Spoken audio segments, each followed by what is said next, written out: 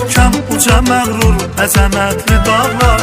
Səndədir nəmətləri bol, güllü çiçəkli bağlar. Həzməri nur güttivi hər yan uca dağ gəndərə. Vənətdədir nısda gözəl təbiət həsil mənzərə.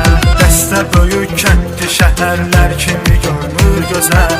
Nesə şairləri, alimləri vermiş bizə.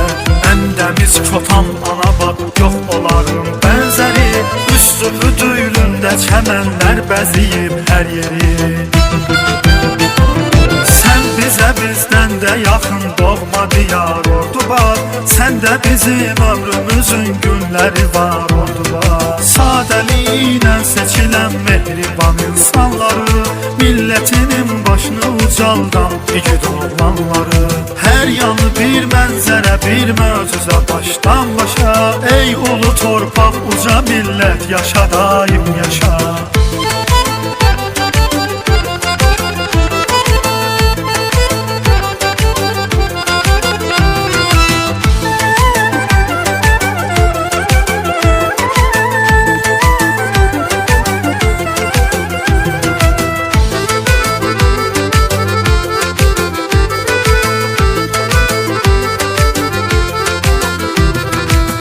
Nüsə geçsin təzə evlər düzülüb yan yana.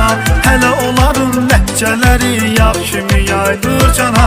Əylisin oğlanları mərd torpağı nemətlidir. Gilan çay dübəndi çayım bizlərə qiymətlidir. Soyuqda xidmətdəki əskərlərə olsun salam. Qan utdurub düşmənə bir gün alarıq intiqam. Geysər